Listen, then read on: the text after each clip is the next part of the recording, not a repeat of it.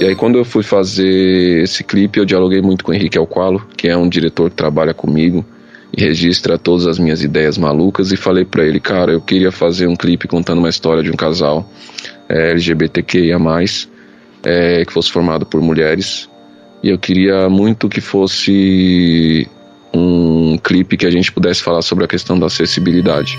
Este é um podcast Rádio Disney. Cantor, compositor, produtor, empresário, um profissional que teve que ser cada vez mais completo para conquistar os seus desejos e tornar os sonhos das pessoas ao seu redor possíveis. Evandro Fiotti nos conta sobre o dia a dia sob o olhar de um homem negro que vive em um país que ainda insiste em limitar acessos a quem tem muito a oferecer para a sociedade. Nesse papo, ele também deu detalhes sobre Quando For Falar de Amor, uma canção que celebra a diversidade, a comunidade LGBTQIAP+, as pessoas com deficiência, que celebra o amor. E aí, Fiotti, tudo certo contigo? Eu sou o Gustavo, prazer, e que prazer enorme também te receber aqui na Rádio Disney para esse primeiro bate-papo, né, cara? Seja muito bem-vindo. Tudo certo por aí? Salve, salve, Gustavo, todos os ouvintes aí, parceiros da Rádio Disney. É um prazer estar aqui com vocês, mano. Tô muito feliz aí pelo convite, pela oportunidade de trocar essa ideia com vocês.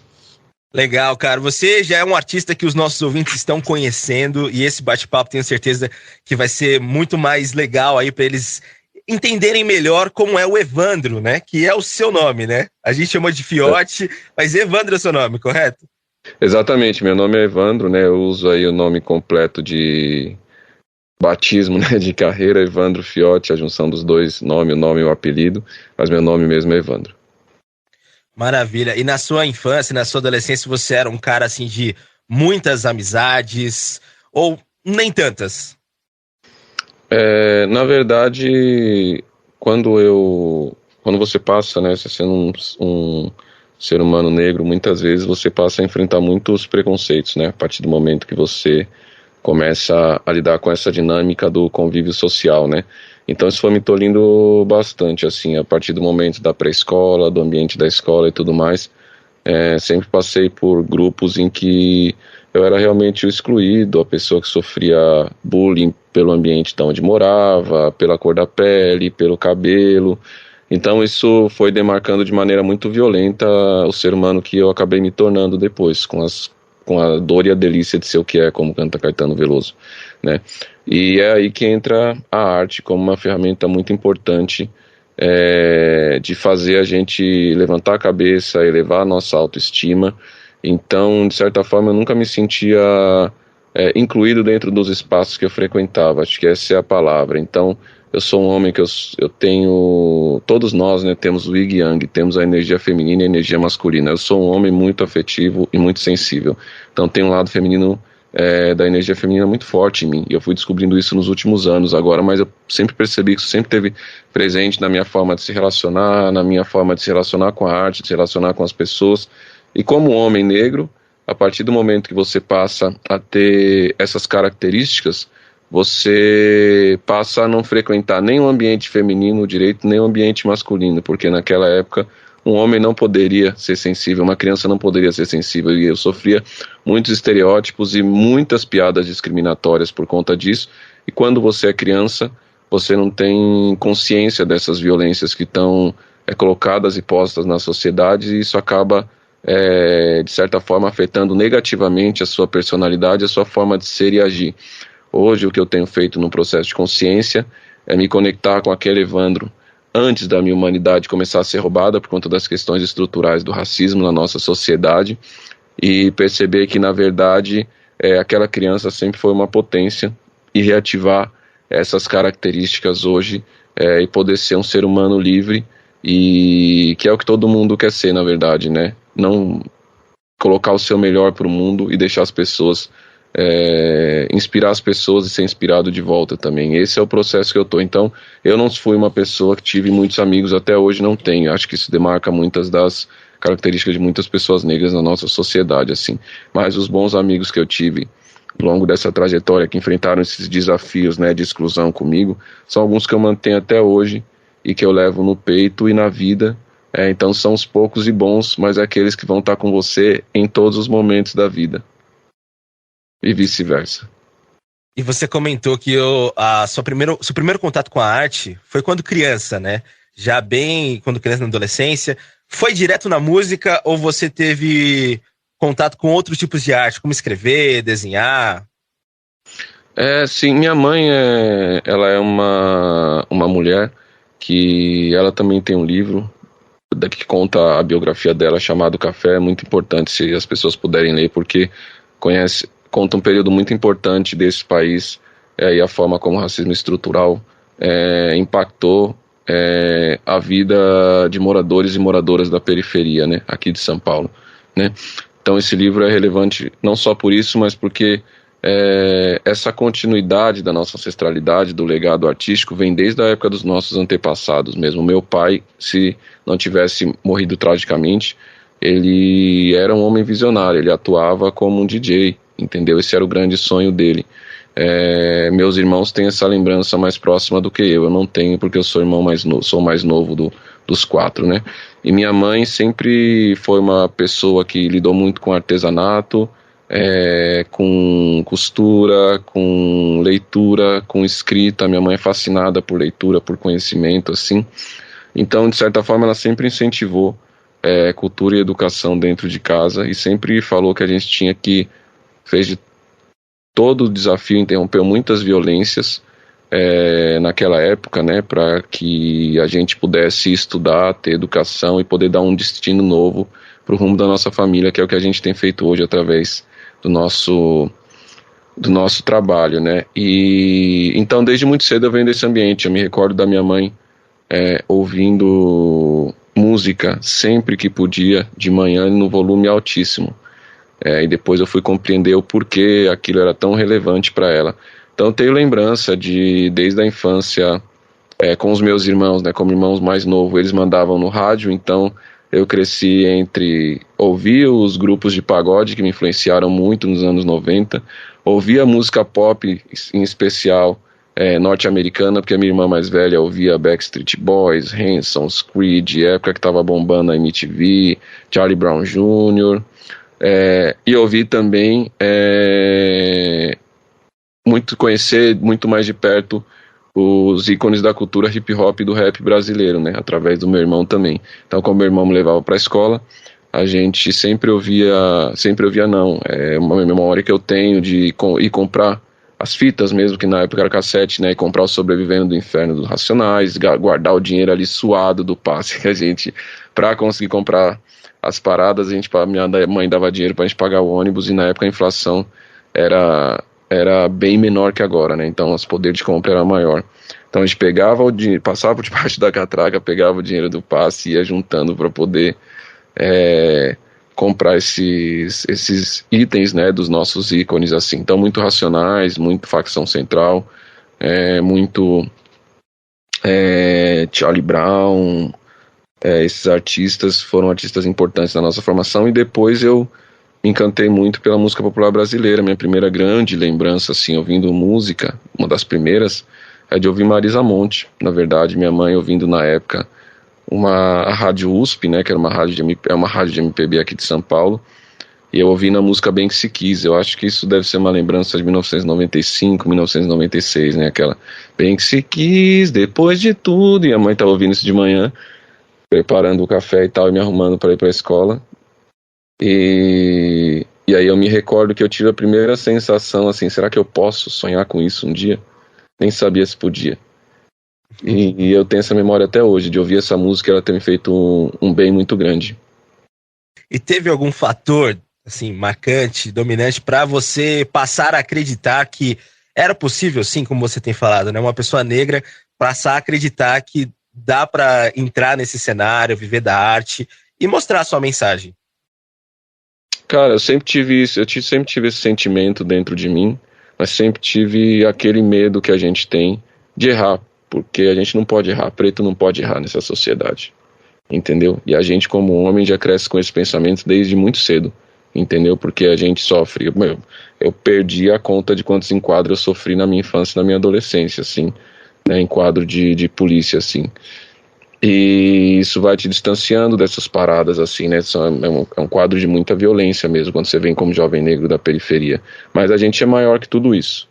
E eu lembro que meu irmão sempre foi minha grande referência, cara, porque era uma referência próxima, por mais que a gente tivesse como irmão, né, as nossas desavenças assim, a gente sempre se viu muito como parceiro, como aliado, e ele sempre me incentivou bastante, assim, sempre teve uma admiração pelo que eu estava construindo de estudo e tudo mais, com críticas e também com comentários positivos, sempre no sentido de olhar para a minha evolução e pela nossa evolução. Então ele foi uma das minhas grandes referências e foi ele que inclusive me trouxe para dentro da cultura hip hop, assim, como não tinha pai, né, ele também assumiu essa responsabilidade do lado masculino da família também, de ajudar minha mãe, assim, na minha educação e tudo mais, sabe? Como acontece em diversas famílias, inúmeras famílias, assim. Então ele sempre foi a minha referência, assim, mas eu também sou um indivíduo, então tinha as minhas características, os meus desejos, as minhas vontades, as minhas angústias, e de certa forma eu acabava tendo esse aliado, assim, sabe? Então ele virou uma referência forte para mim, assim. E aí eu fui entrando nesse movimento e diria que toda a bagagem musical que eu acumulei, dos estudos que eu fiz, do que eu ouvia, do projeto social, o Projeto Guri, que eu participei também na minha infância, e lá eu estudava muito a cultura popular brasileira, o repertório do cancioneiro da música popular brasileira, como choro, samba, foxé, ijexá, bossa nova, jazz, enfim, uma série de gêneros que foram incorporando, e ali eu vi que isso que eu queria fazer da minha vida, eu tinha esse desejo. E aí depois eu consegui unir isso através dos valores da cultura hip hop, que me deram a régua e o compasso, né? E trouxeram uma mensagem onde eu me sentia representado e passei a entender o porquê disso através da trajetória do meu irmão, porque o rap também era muito discriminado no Brasil nos anos 90, como gênero majoritariamente feito por pessoas negras e da periferia. Não era bem visto também você falar que admirava a cultura hip hop, você falar que ouvia rap. Então quem escolhia esse caminho sofria muito, muito, muito preconceito, inclusive dentro de casa, e eu vivenciei isso com meu irmão, assim. Então, como o irmão mais novo, eu me distanciei, mas depois, quando eu comecei a frequentar esses ambientes com meu irmão, das batalhas de freestyle,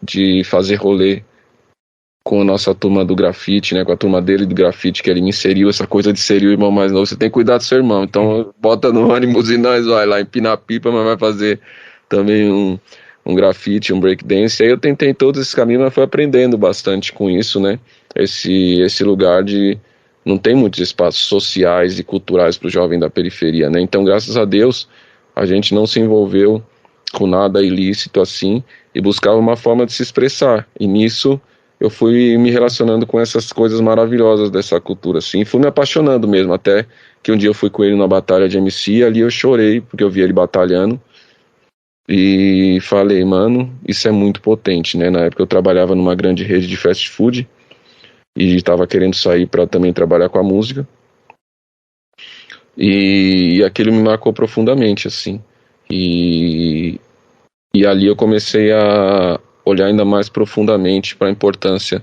da lírica, da poesia, da cultura hip hop, sem entender ainda todas as questões e as tensões raciais. Tudo isso foi um processo que a gente vem desconstruindo depois, que a gente não aprende isso na escola. É a rua que ensina, né? Querendo ou não. Então o rap trouxe muito essa importância de eu me conectar com lideranças negras e homens negros e mulheres negras e mulheres da periferia, que ascenderam socialmente e que tinham uma trajetória similar à minha, sabe? Tanto daqui como dos Estados Unidos, mas naquela época eu não via muita música norte-americana. Então eu diria que é um caldeirão muito vasto de referências mesmo, assim, que compõe isso que eu chamo da minha formação mesmo, intelectual, da minha formação como ser humano e como indivíduo.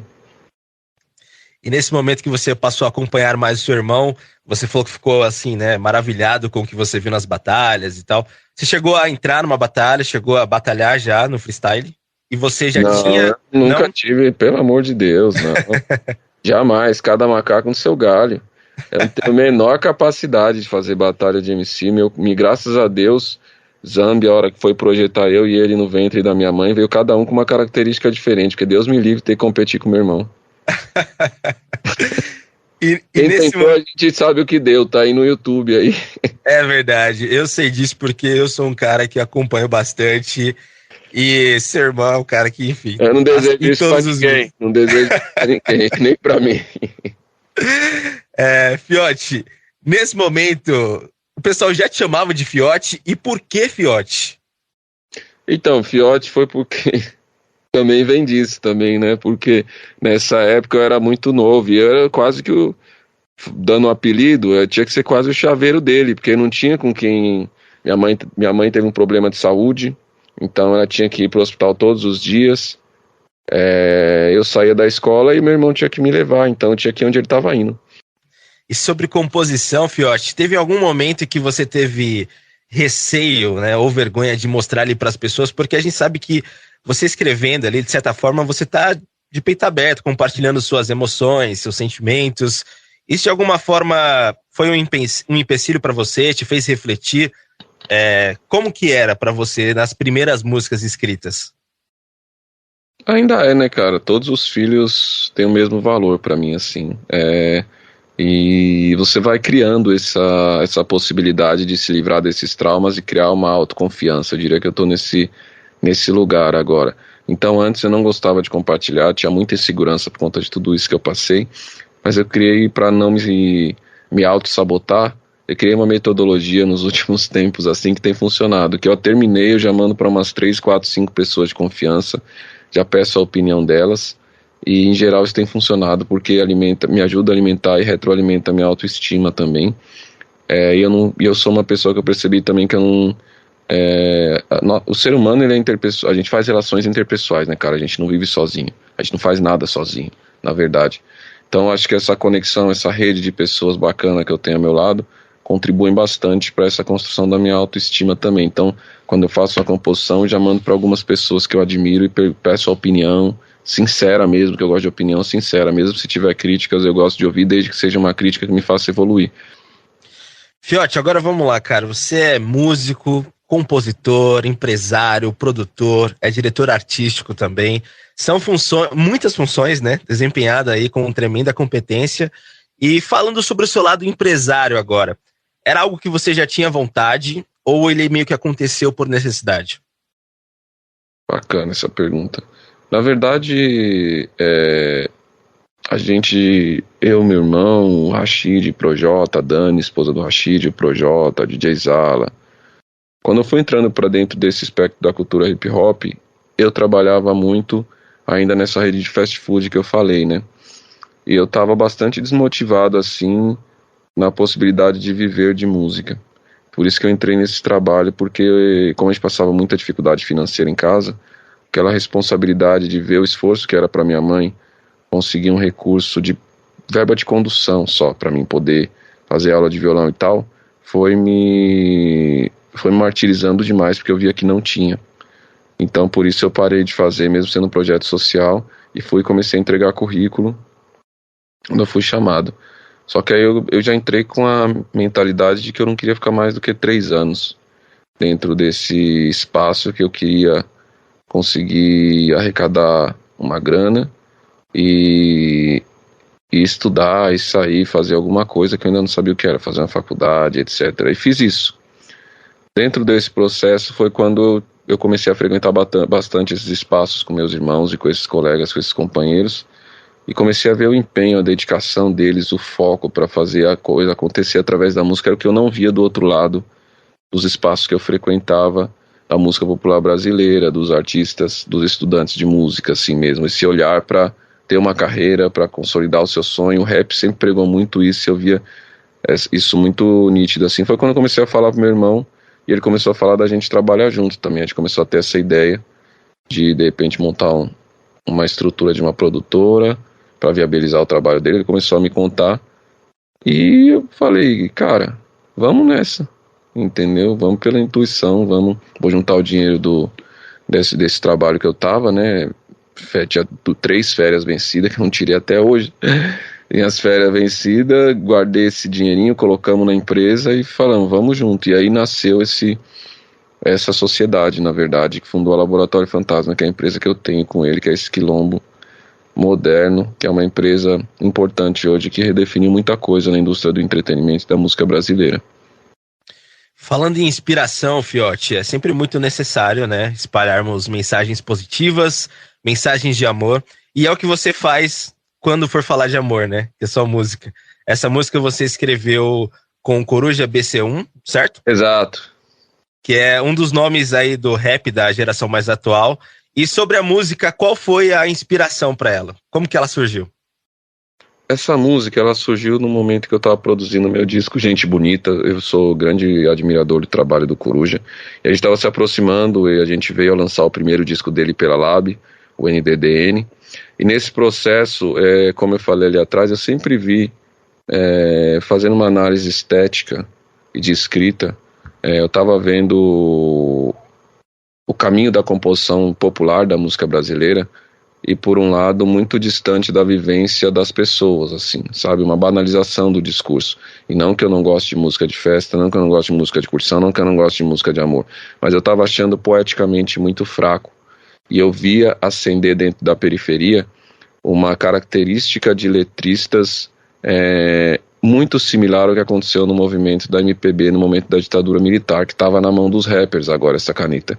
Eu comecei a perceber isso, tanto que se você vê no Gente Bonita, todas as minhas composições com autoria são com MCs, entendeu?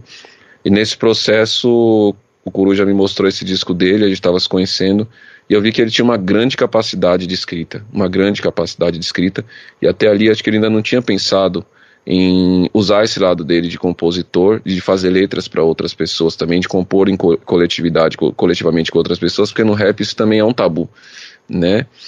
E aí ele me mostrou um trecho dessa poesia, cantando assim. Eu falei para ele, cara, isso tá muito bonito e tem muito a ver com as coisas que eu também gostaria de falar. E aí eu terminei a melodia e a harmonia da segunda parte e entreguei para ele e falei.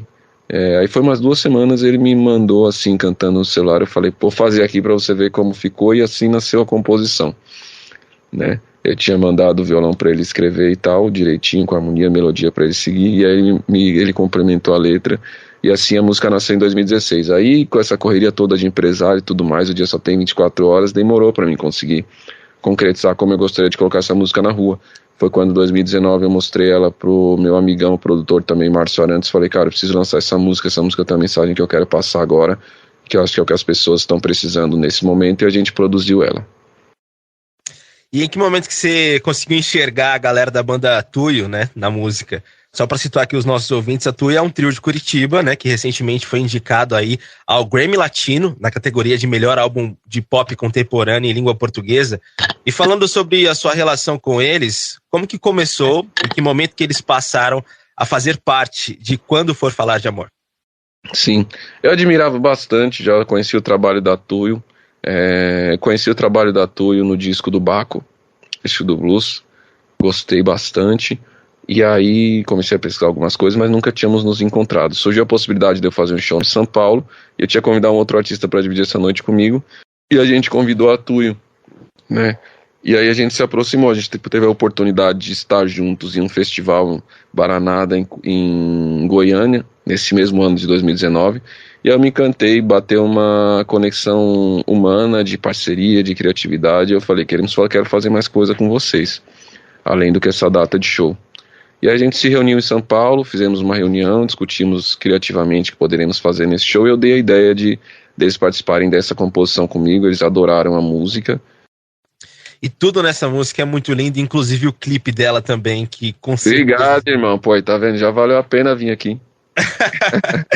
Com certeza foi muito bem pensado por vocês, e a ideia ali de você trazer o amor na perspectiva de uma sociedade ainda muito marcada pelo preconceito e violência que é LGBTQIAP+, né? E surgiu da onde isso, essa ideia de trazer. E além disso, destaca também a Thalita de Lima, né? Que é uma cadeirante que perdeu o movimento das pernas. E eu queria que você contasse pra gente toda a ideia do clipe, como surgiu, objetivo, tudo que passou pela sua cabeça na hora de criar ele. Sim. Cara, em 2015 eu sofri um acidente de carro, que foi um marco importante na minha vida, inclusive uma das coisas que me fez produzir esse EP, Gente Bonita, porque ali eu tava num volume de trabalho muito intenso, e tava passando por uma fase muito complexa. Tinha perdido meu padrasto, estava dando todo o suporte para minha mãe, acabei saindo de casa porque a gente teve algumas questões pessoais também. Foi um momento muito turbulento, muito trabalho novo e grandioso na empresa, todas essas questões que a gente tratou aqui. E foi um momento importante para mim fazer uma reconexão intuitiva, espiritual, dos meus valores, do que eu queria para o futuro da minha vida. Esse acidente trouxe muito isso, e uma amiga querida que eu amo de paixão, que amigos são para isso também, né? A gente às vezes reclama, mas é isso. Quando ela ficou sabendo que eu sofri esse acidente, ela me ligou e me deu um esporro. E sabendo dessa desproporcionalidade, muitas vezes, com que a gente acaba levando a vida, no sentido de a gente não teve, né? Então, esse vazio de se frustrar, de errar, percorre a gente, quanto pessoas negras e pessoas que tiveram a escassez como o caminho de vida, faz com que a gente não consiga parar muitas vezes, né? A gente está sempre tendo que produzir, está sempre tendo que fazer mais, com medo do que pode acontecer. Isso me levou para esse acidente, trouxe a reflexão, e ela me disse muito isso, né? Disse a mim, nesse momento eu já tinha começado a fazer um processo terapêutico também, e ela me disse: se você tivesse morrido, você teria feito tudo que você queria ter feito na vida. E aí na hora essa frase não bateu, mas depois foi como um boxe, assim. Eu fiquei chorando a tarde inteira e fiquei pensando muito sobre isso no dia do acidente. Tinha show do Seu Jorge também, de repente eu tava lá com a minha companheira no show do Seu Jorge à noite, e eu chorei profundamente sozinho. E fiquei refletindo que eu sofri um acidente, 2 pessoas conhecidas me tiraram do carro. Eu tive a oportunidade de nascer de novo, sem nenhuma sequela, sem nenhum arranhão, só inchou minha cabeça. E ali eu refleti muito sobre: e se eu tivesse tido alguma sequela, e se eu tivesse ficado paraplégico, e se eu tivesse perdido a visão, e se eu tivesse tido qualquer problema que pudesse limitar a capacidade que eu tenho hoje de locomoção como ser humano mesmo, né? Aí eu comecei a olhar muito para essas questões de uma maneira mais profunda, né? De uma maneira mais próxima, mais afetiva, e comecei a ver que a gente vive numa sociedade ainda muito desigual para as pessoas com deficiência, seja que tipo de deficiência for. A gente está falando de muitas pessoas no Brasil, quase 20 milhões de pessoas. São muitas pessoas excluídas, entendeu, das cidades. E aí quando eu fui fazer esse clipe, eu dialoguei muito com o Henrique Alqualo, que é um diretor que trabalha comigo e registra todas as minhas ideias malucas, e falei para ele: cara, eu queria fazer um clipe contando uma história de um casal LGBTQIA+, que fosse formado por mulheres, e eu queria muito que fosse um clipe que a gente pudesse falar sobre a questão da acessibilidade, de verdade, que as pessoas só se surpreendessem com essa mensagem no final, né? E aí o Henrique construiu esse roteiro. A Thalita tinha mandado já pro outro trabalho, ela tinha uma necessidade de comprar uma cadeira de roda, estava precisando de ajuda e tal. Há um tempo atrás a gente conheceu ela assim na internet, nessa dinâmica de internet, e até houve um suporte na época. Só não vou abrir mais detalhes, mas houve esse suporte à época, e foi bacana, assim. E aí a gente se aproximou. Quando a gente foi fazer esse clipe, um companheiro que trabalhava com a gente, que era o Léo de França, falou: cara, e a Thalita? Thalita é uma mina guerreira, a gente podia chamar ela para contracenar. E colocamos a Thalita de atriz ali no clipe, vivendo, na verdade, uma trajetória da sua própria vida, né? Através dessa possibilidade aí da inclusão, de colocar as pessoas que tenham qualquer tipo de limitação como seres humanos, como qualquer outro, no sentido de que precisamos nos aproximar pelas nossas diferenças, e não nos distanciarmos e excluir ainda mais as pessoas. E acredito que, pra gente, em especial pessoas dentro da comunidade negra, esse lugar do afeto é muito negado, né? Então eu não sei o que é amar. Eu estou construindo isso na minha vida agora, entendeu? Mas eu acredito que a profundidade revolucionária do amor a gente sente nos gestos mais simples da vida. E acredito que estar conectado com isso fez com que eu pudesse passar essa mensagem através da música e traduzir ela através de extensões das minhas percepções, através do clipe, da trajetória das mulheres que estão nele, e fortalecer uma luta muito importante no Brasil hoje, uma vez que o Brasil é um dos países que mais mata LGBTQIA+, no mundo, e que essas pautas eram muito distantes, inclusive da gente mesmo, como pessoas que vêm dentro da periferia. Estar perto desses grupos, estar perto, ter muitos amigos LGBTQIA+, hoje, e percebo o quanto a vida deles está ameaçada, entendeu? E como um homem preto, já senti minha vida ameaçada, sinto minha vida ameaçada cotidianamente nessa sociedade, e acredito que a gente precisa unir essas bandeiras para ser a nossa realmente força de contra-ataque a essa sociedade ainda galgada em valores familiares, que tem muito preconceito, galgadas em valores religiosos, que se distanciam da questão da espiritualidade, do afeto, que é o principal nas palavras de todas as religiões e tudo, e que traz os dogmas que acabam virando projeto político muitas vezes e nos distanciando uns dos outros, né? E criando, na verdade, atrito entre nós que não deveriam existir. Então é isso que eu procurei trazer na canção, e trouxe também o Billy Saga, que é um compositor, escritor, rapper e cantor, que através do movimento de superação ajuda a popularizar a importância da gente construir uma sociedade mais acessível para as pessoas com deficiência. Então meu parceiro Billy também está nesse projeto, fortalecendo com a gente, com a ONG, que a gente repartiu, né, parte dos royalties, a gente direcionou para a ONG Superação. E como que as pessoas podem conhecer mais aí, principalmente falando dessa ONG? Tem o site deles, eu não tenho aqui agora o site, mas tem o site deles que a gente pode contribuir, e tem muitas iniciativas hoje. A Thalita, inclusive, ela hoje é uma vereadora na cidade de Taubaté, foi a vereadora mulher mais votada na última eleição, ela se candidatou e se elegeu, e ela tem essa luta muito grande pela acessibilidade que a gente deve fortalecer também. Então isso foi uma parada muito bacana também de ter acontecido, e ela pegou essa possibilidade que a vida deu a ela de ser inspiração para outras pessoas, e tem transformado disso numa luta política por uma sociedade mais inclusiva. Ouvimos alguns boatos aí, né, de um filme contando a história sua e do seu irmão, né, o Emicida. Vai ter mesmo filme, vai rolar, já tá em produção. O que você pode contar pra gente disso? Olha, esse é um projeto que vem desde o passado, mas que a gente conseguiu começar a materializar em 2017, né?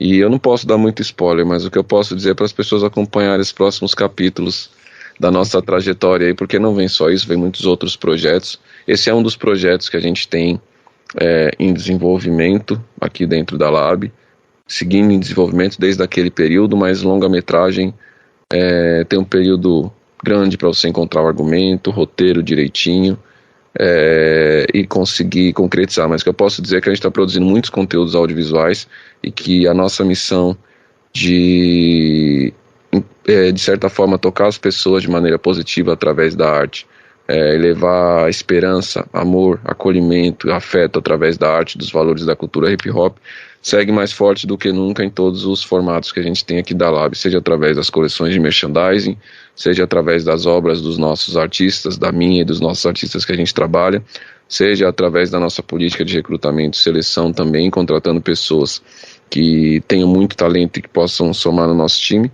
seja produzindo conteúdos audiovisuais, não só como esse que em breve vai vir, como Amarelo, como Enigma da Energia Escura e outras parcerias que a gente tem realizados com parceiros importantes do mercado. Fiote, só tenho a agradecer, muito obrigado pelo seu bate-papo aqui com a gente, pelo seu tempo disponibilizado. Foi muito legal conhecer um pouco mais da sua história, né? Ver como tudo tá interligado, né? Tá conectado. Você é um cara que passa muita verdade também. E eu só espero que da próxima vez seja presencial, nos estúdios da Rádio Disney, e com um álbum novo também pra gente ouvir aí várias canções e histórias e mensagens positivas do Fiote.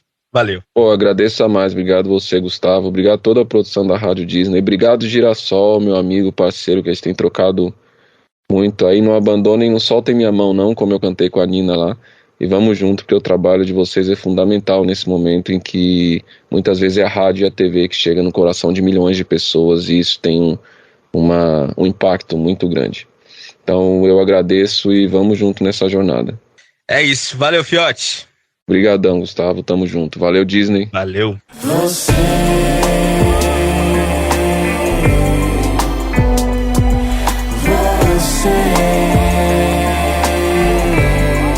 Este é um podcast Rádio Disney.